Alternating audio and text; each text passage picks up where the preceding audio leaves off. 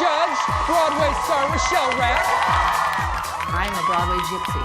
I'm a dancer that can sing and act. I'm coming from a place that is maybe the hardest. I want you to have some technique. I want you to have some sass. I want you to dance full out, and you better tell me a story. I first noticed today's guest sassing it up as the I Gotcha girl in Fosse. She's dazzled in every Broadway show she's appeared in, including Oklahoma, Dirty Rotten Scoundrels, and Catch Me If You Can. Now she's landed a job as a judge on Abby's Ultimate Dance Competition, teaching little girls and boys how to bite the apple on Lifetime. Please welcome Rachelle Rak. How you doing? Hello, I'm great, thank you. I'm so thrilled you're here. I'm so thrilled you know I'm to a be big here. fan. Bite the apple. Bite the apple. I wore my ring just for you. First of all, I saw the first. Congratulations. Thank the show you. is premiering.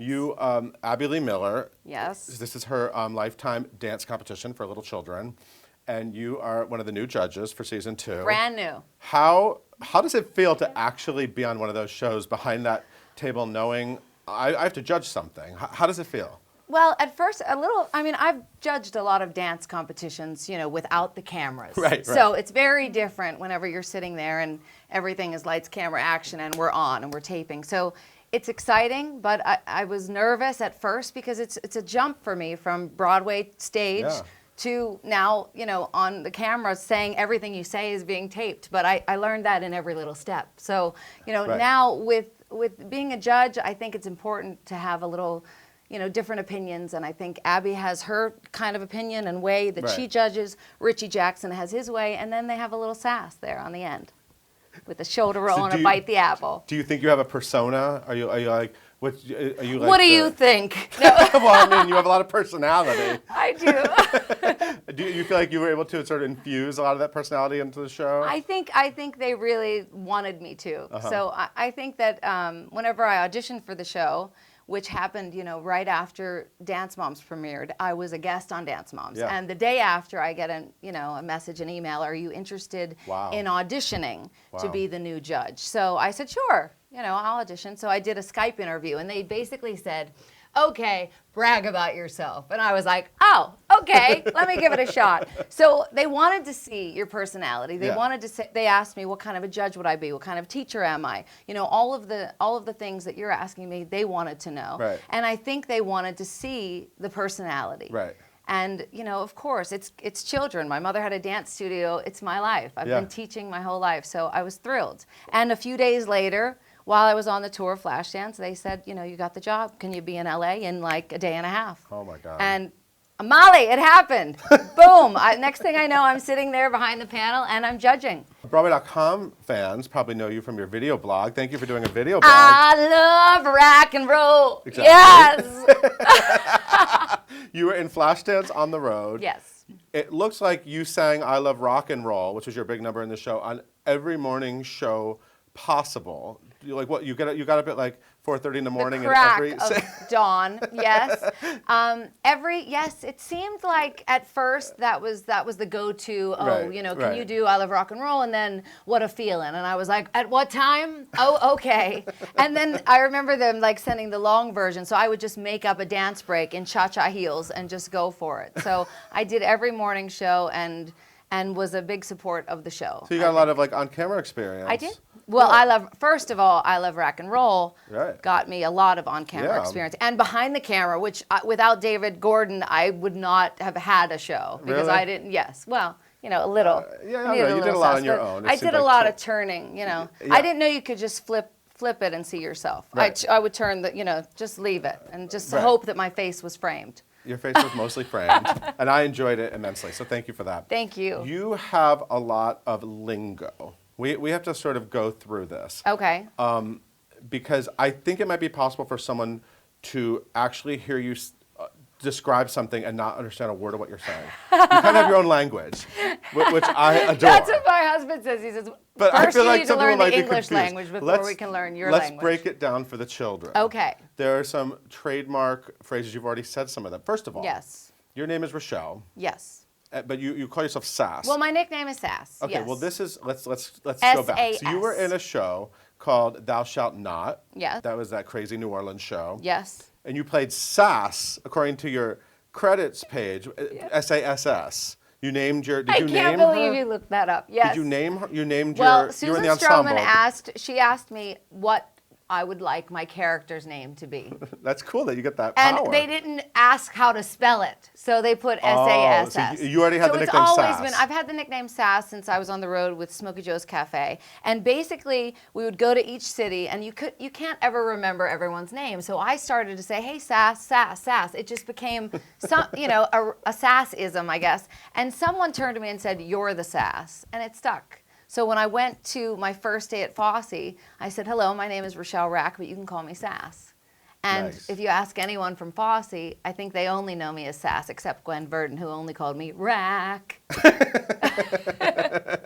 And it is SAS. SAS, yes. Just because it is. Just because it is. Because Sass with two S's is everything. It's everything Sass. This is like a specific Sass. But I mentioned it before, but I loved Fosse, and I saw it originally, and Shannon Lewis Yes. was the I Gotcha girl, and Yes. she worked this ponytail. Yes, amazing. And I went back to see it, and it's one of my favorite numbers in the show. And then you appeared, and I was like, who is that? You had this wild mane of hair, and Yes. you were just like an animal on that stage. In the Yes. best way. You were incredible, and it was so cool. It was actually really cool to see how two different performers could make that number totally their own. And Yes. and if anyone missed it, it's available on YouTube, thanks to PBS. Thank goodness. Yeah, they you got- 'cause taped it got I know recorded. well, the thing is, Paul, with Fosse, I started off, I was one of the only people that hadn't done a Fosse workshop. I didn't know the style of Fosse. I walked into rehearsal, and a lot of numbers were being set, and I was kind of standing in the background trying to catch up. And I got to watch these amazing Fosse dancers like Shannon Lewis, Brad Musgrove, Elizabeth Parkinson. And what happened after, I think they got so sick of me kind of standing in the background, finally I auditioned to be in the Rich Man's Frug, to be in the ensemble, because Elizabeth Parkinson needed a number to rest. Oh. She was in so many numbers. Right. So it started my relationship with Gwen Verdon and Anne Ranking. So after that audition, they had like an understudy day when we were in Toronto, and it was kind of like, anybody that knows any number, could you do it? And I did I Gotcha. And, I remember doing it for the first time, and she was there.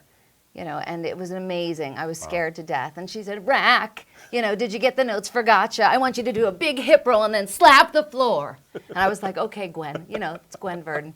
So, by doing Fosse and being moved up, what happened was when people would leave, they would give me a lot of the features, and it was amazing. I paid my dues in the show, and I was rewarded. And that doesn't always happen, but Doesn't it always did. happen. It really did, including mine hair, both. Oh, okay, And, yeah. seeing Liza Minnelli, I saw her when I was 14 in Atlantic City, and she sat in a director's chair and she sang Ring Them Bells, and that was it. I was like, I need to learn how to do that. I don't know if I have yet, but I sure am trying. You've done a lot. Let's go back to the vocabulary. So Yes. sass, now you Yes. have sass it up. Sass it up.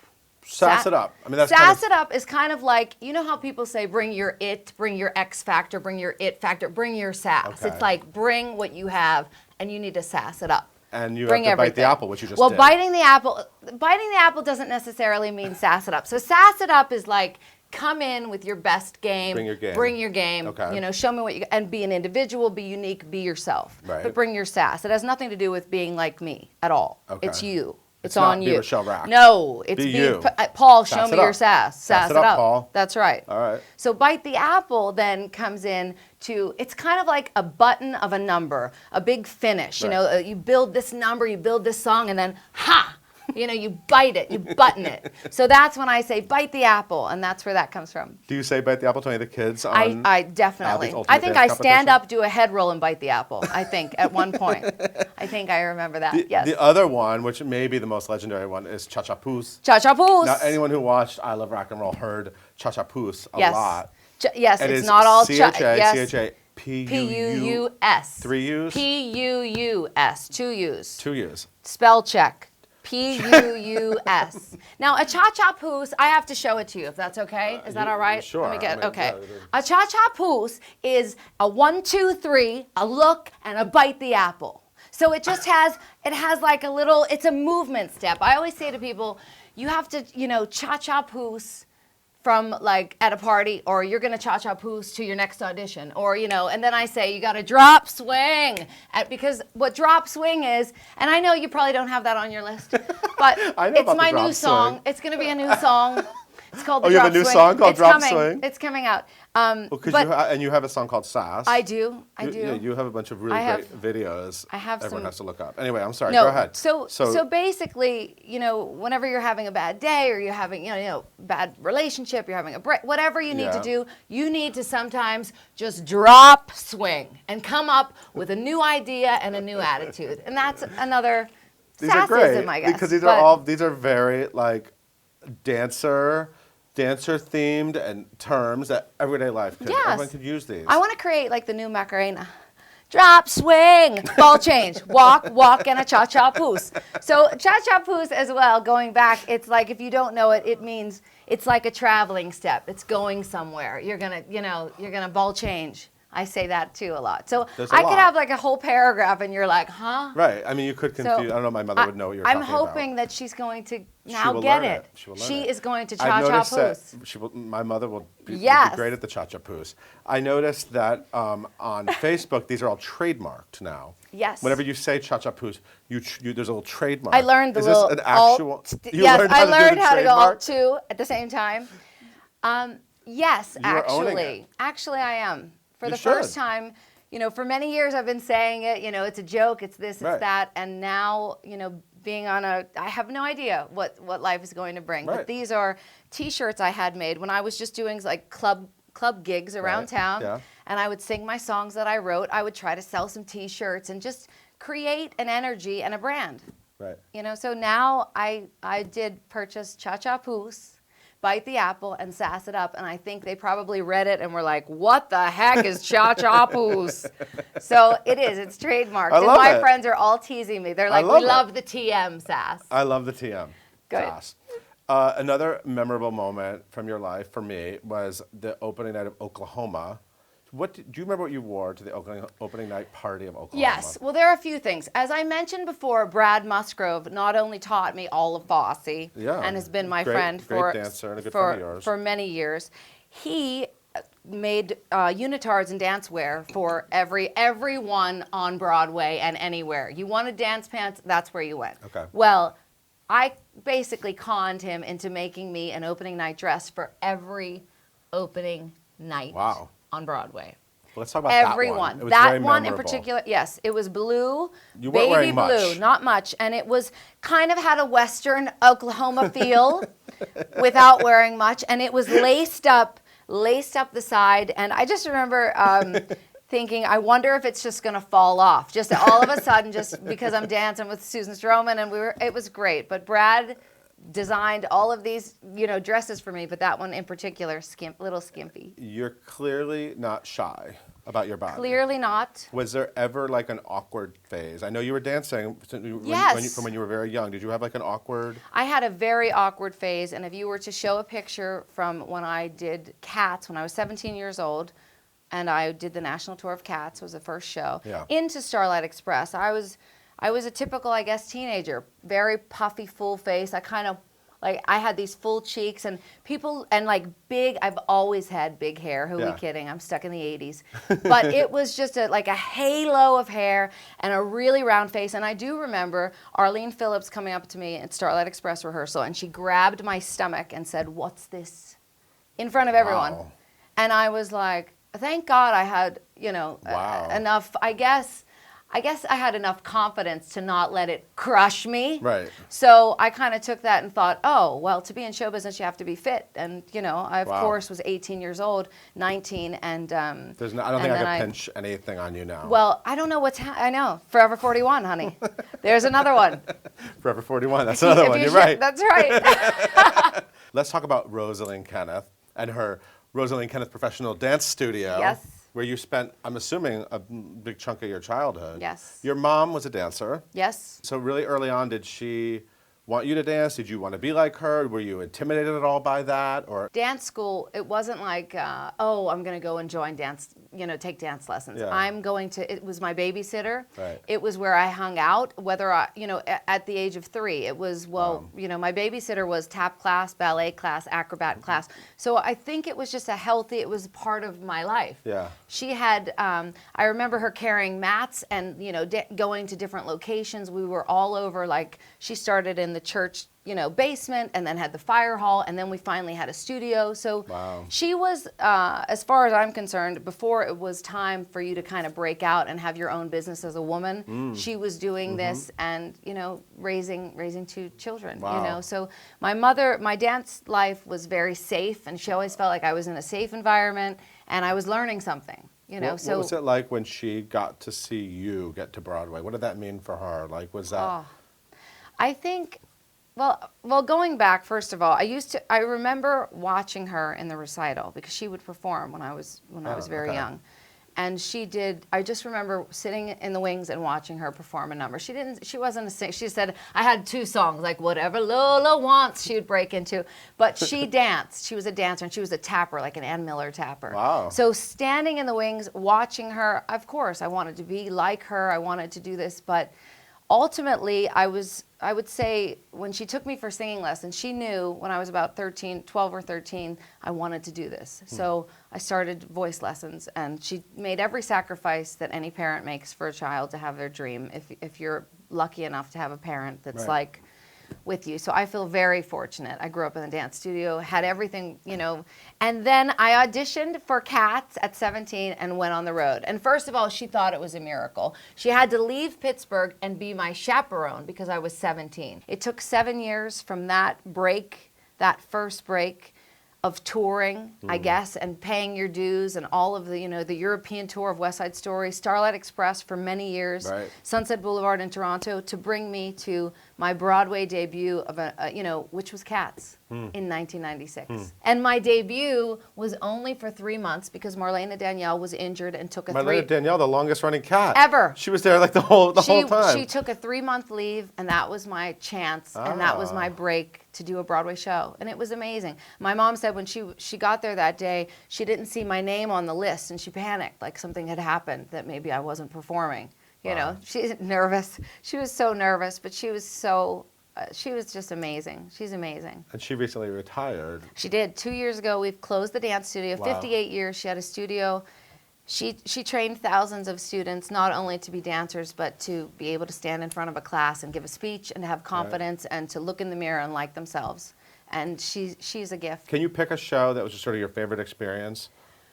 I think that, I have to say Fosse was my favorite experience overall, even from the beginning to the end. When Right. I was not featured in anything and was doing a little back bump in the back on 12, dancing with some of the greatest dancers who Right. are now all choreographers. Right. Sergio Trujillo, Andy Blankenbuehler, Chris Gattelli. It was amazing cast. Yeah. So that show, and then I loved Dirty Rotten Scoundrels. I love that show. I loved too. it. It I was love that show. so much fun to be in a show, especially coming out of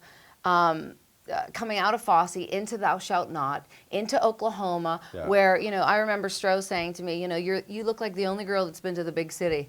Everyone else blonde and blue-eyed, and then there's sass. I was in wool, everything. I said, can't you make it look like wool? Does it have to be actually made of wool? It's Do I funny say my that- L's? I'm from It's Pittsburgh. funny that she said that because I remember seeing Oklahoma, and I remember just wanting to watch you the whole, you definitely, there's something about your energy on stage. Oh, God. But it made me wonder if someone like Stroman ever says, sass it down. Sass it down. Well, I'm sure she would like to sometimes. Whenever we talked earlier about the sass, the Yeah. X, all of these things, finding what it is that is your thing that makes you unique. It's not about trying to stand out or trying to do choreography different. Right. For me, it's doing it full out, and whatever that means for the individual or for the newcomer. That's what it means, finding, Right. what kind of performer you are in an ensemble. What is life like in the ensemble? You've been in the ensemble of a lot of shows. Yes. I've seen you do a lot of phenomenal things. I got to see you play Velma Kelly in Chicago, in Maine. Yes. I saw you in Flashdance on the road. I've seen you do things other than the ensemble. Yes. But so I know that you could be doing all sorts of things. But Thank you. a lot of the shows I've seen you in on Broadway, you were in the ensemble. What is that? What is it like? It's sort of an interesting balance in your career. Yes. Well, first of all, being in the ensemble, people ask me now to talk to their students about being in the ensemble because students only want to audition for to be the star. Right. So and I try to explain how important and how valuable the ensemble is. For me, being in the ensemble means you get to create a lot of different characters that support the leads, the main story. There's never a moment where you're just standing in the background. You're creating. It's making something. It's creating something, and it's being proud to be a part of the ensemble. I think that, at a time, I went from, when I moved up in Fosse, people said to me, well, why on earth would you go back to the ensemble? Right. I said, well, I was working on Sweet Smell of Success and Thou Shalt Not, both at the same time, 2 workshops. Right. And I said, because I want to work with Susan Stroman. I did a show called, another, flop, The Look of Love. I remember The Look of Love. Which was, again, thought to be... I remember a number with you like in a saloon or something. Yes, Yeah, right? 24 Hours to Tulsa. That one. Oh, I remember yes. that. They did a little salt. They salted me like I was a tequila shot. It was You are a amazing. tequila It was shot. amazing. But so I was jumping back and forth. I was trying to, of course, to get some parts, but not willing to not be a part of the show because I wasn't. But being in the ensemble, I mean, you build the greatest friendships. There's just so much of a Broadway community, and I think, and the leads, and when I have been fortunate enough to play a part, it's a gift. And, I don't think it's, I don't go, oh, well, now I'm here, I've arrived. It's just a part of my journey. So what do I have to do to get you to play Velma Kelly on Broadway? Who do I have to write Barry Rice or a letter? What do I have to do? What do I have to do? Right? You were incredible. Well, thank you. That Thank you so much. I'm glad it was worth Thank the you. drive to Maine. Thank you very much. It's a part that's made for me. And that's the thing I was going to say. At a time when Gwen Verdon and Chita Rivera were playing, all of these roles were written for women. That's the style that I come from. That's the voice quality I have. That's the belt range that I am. Everything is there. I just got to do Sweet Charity at the Cape to play Nikki. So these parts now, I don't belt in the stratosphere, and I'm not going to be in Wicked, but the parts that can dance and sing and do Damn Yankees and all of those shows. Yeah, you're one of those ladies. That's the part I want to play. Audiences love those kind of dames. Yes, Right? The broad. The broad. One thing I really want to talk about that I know a lot of the people watching this will want to know, you have maybe been naked with Aaron Tveit more than anyone else, or near naked, or let's talk about that. Oh. You played a certain I'm now on Lifetime. I have to be very careful. No. A lady of the night, a prostitute. I did. And that was the best. See, that's the great part about being in the ensemble, moment. first of all. Right. Is sometimes you get a gift and a little feature, and it's the part of Cheryl Ann. Yeah, so that's her name. That's her name, Cheryl Ann. And you had a moment where you opened up your fur. Yes, I had a fur coat. And you were showing Aaron Tveit, the character. You were showing Frank Abagnale Jr. Frank Abagnale one goods, side, the and goods. then, Jack O'Brien said, and then the other side. Because, if I did it, it would have just been both. He's like, Rachelle, one side, then the other side. So but he gave I'm me pretty the sure class. I remember there were some shenanigans that would happen. There were, yes. Could we Yes, talk about I have a book now at home, like an album book, a photo album, of all of the pasties that were made for me for the show, and the outfits that I wore underneath. You would surprise him. I would surprise him every show. Every show was So different. how do you get a rise out of Aaron Tveit? There's a lot of Aaron Tveit fans watching this. Well, I'll tell you what happened one night. So on the 4th of July, I wanted to do something where it was rigged, where it might, would light up. Right. So I had the lighting department. So I gathered all of the departments, together. My dresser, Tanya, she was building, the pasties, and I had the sparkly, bikini bottom, we'll call it. And I had this, rig behind me that I, pushed the button and it lit up. Well, we get there, and I've told everyone to make sure they're in the wings and they're watching and everyone's there. And to see the moment. And to see what happens. So I get downstairs, I put the contraption on, I put the fur coat on, and the lights are beaming through the fur coat. And I'm in a panic because I'm in the dressing room. I was like, get it off, get it off, get it off. So I run out, I'm gonna miss the elevator, and I go out and I'm in the panties, and I realize I have nothing on. So I've had everyone now in the wings. So now I am going to have a moment with Aaron and the entire cast and crew backstage. So I did gently one side and then gently the other. And we finished the scene and he said, God, I love my job. So that was my, then finally I tried it again. The lights worked the next time, but you can't top that. Oh my God, I just adore him. I adore him. I shocked him. At one time I had like Norbert and he on, both sides of my, areas. It was very funny. What do you mean? Like pictures of their face. Oh, you would like glue their face Oh, yes, on yes. your pasties? Yes. Aaron Tveit and Just Norbert. random decisions. We had so much fun. I know, isn't that bad? Oh, I'm not allowed to do that anymore. Why? Because Lifetime, I can't, Lifetime Lifetime, television. that's right. We do not do, I cannot do Broadway Bears right now. Doesn't Lifetime have all sorts of like movies Don't about they? loose women and I think I so. think so. But I'm I a, don't know. I'm a judge, but this is, I'm also, I said to them, I'm also a performer, so it's very important. I get to do both. You know what all of this happening to you makes me think? Oh, and that's is what another you do. Rackism. Lean back, tilt your head back, and instead of ha, go ga ga ga ga ga ga. Is that what it is? Yeah, it's just a ga ga ga ga ga ga ga ga. But the Abby's Ultimate Dance Competition, it's very exciting for me. I'm taking the Broadway, all of the knowledge, everything I've learned from the Jerry Mitchells, Jack O'Brien's, everything, Susan Stroman, my entire career I get to bring and give to these kids. So I'm happy to be there and happy to give them some positive energy as well as critique them. Right, and they can right. take it home to their hometown and work on it or Right, not. right. It's their decision. So this premieres on September 3rd. September And you 3rd. can watch it every Tuesday on Yes, Lifetime on at Lifetime. 9 o'clock Eastern Standard Time. Woohoo! And Rachelle make sure you Rak. watch the grand finale. Yeah. Sass it up.